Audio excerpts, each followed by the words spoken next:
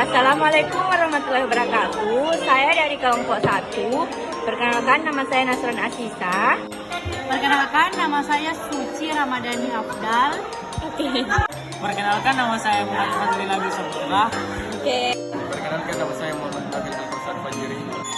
Perkenalkan, nama saya Muhammad Fikri Nazar. Perkenalkan, nama saya Alvita Sari.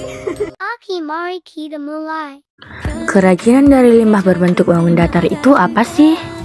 Kerajinan merupakan kegiatan membuat suatu barang melalui keterampilan tangan atau kerajinan tangan. Sedangkan limbah berbentuk bangun datar adalah limbah yang berbentuk bangun yang berdimensi 2. Jadi dapat disimpulkan bahwa kerajinan dari bahan limbah berbentuk bangun datar adalah suatu kerajinan yang dibuat melalui keterampilan tangan dari bahan limbah atau bekas yang berbentuk 2 dimensi.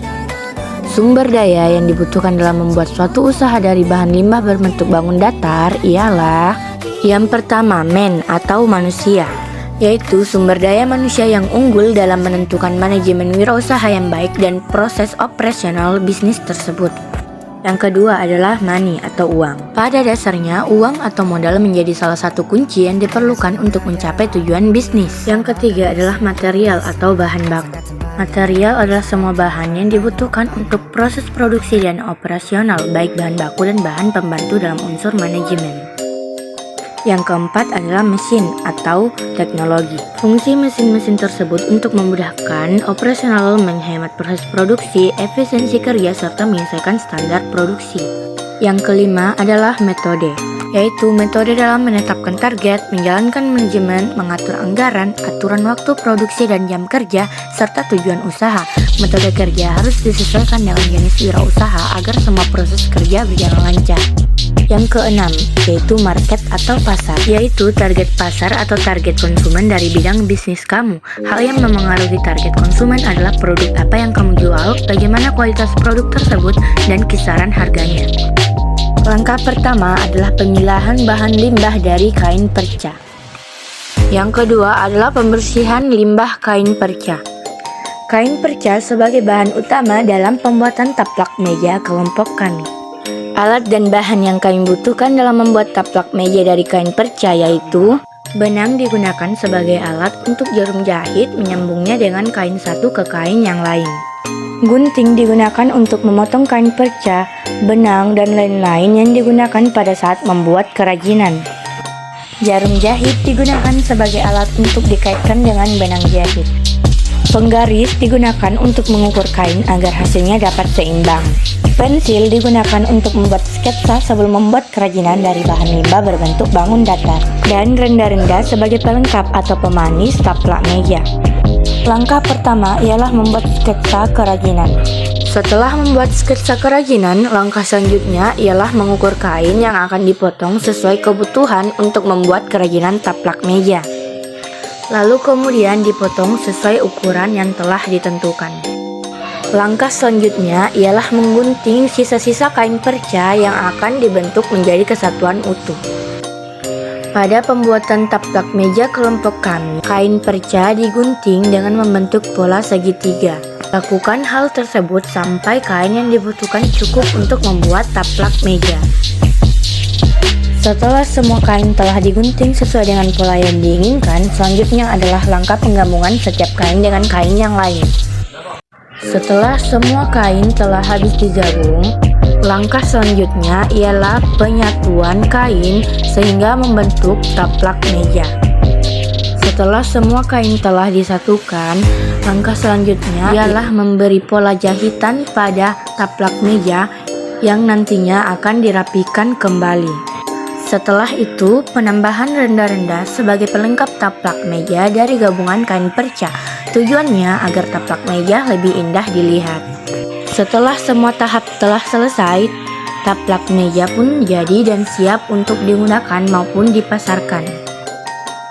Metode promosi ini di mana salesperson menggunakan keterampilan dan kemampuannya dalam upaya untuk melakukan penjualan. Personal selling menggunakan interaksi langsung untuk menjual produk dan layanan yang ditawarkannya. Advertising adalah salah satu jenis promosi yang efektif. Advertising atau periklanan merupakan salah satu bentuk bauran pemasaran yang penting untuk memperkenalkan sebuah produk jasa, atau ide.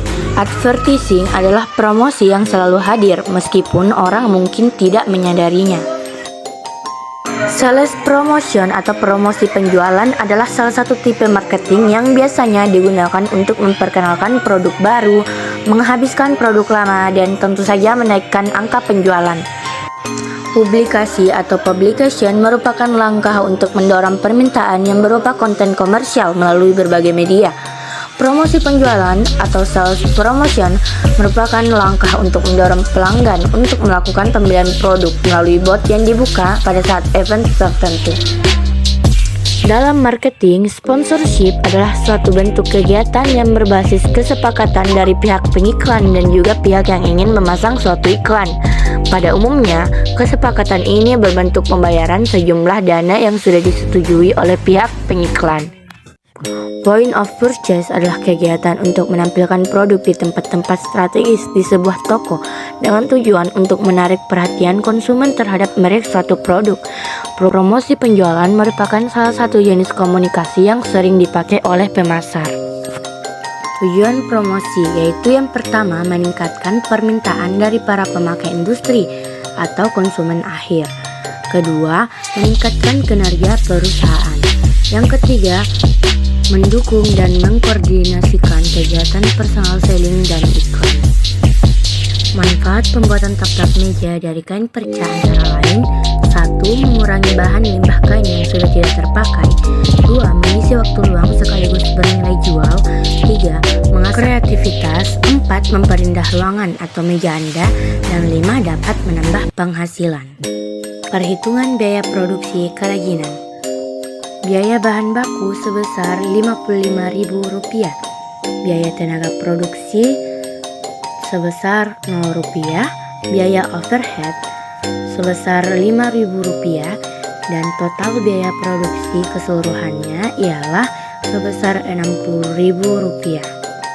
Target pasar kerajinan yaitu yang pertama masyarakat umum, yang kedua lingkungan sekitar tempat usaha, dan yang ketiga individu yang membutuhkan taplak meja. Setelah membuat video laporan tersebut, kami dapat menarik sebuah kesimpulan, yaitu secara umum ada dua macam limbah, yaitu jenis limbah organik dan jenis limbah anorganik. Limbah organik adalah limbah yang bisa dengan mudah diuraikan atau mudah membusuk, sedangkan limbah anorganik adalah jenis limbah yang berwujud padat dan sangat sulit untuk diuraikan. Dan kami juga dapat membuat sebuah saran, yaitu dengan membuat video laporan tentang kerajinan dari bahan limbah berbentuk bangun datar ini diharapkan dapat mengembangkan jiwa kewirausahaan, khususnya dalam memanfaatkan bahan limbah berbentuk bangun datar menjadi produk kerajinan yang bernilai estetika dan dapat mendatangkan keuntungan. Itulah tadi laporan video dari kelompok 1. Sekian dari kami. Assalamualaikum warahmatullahi wabarakatuh. Terima kasih telah menonton.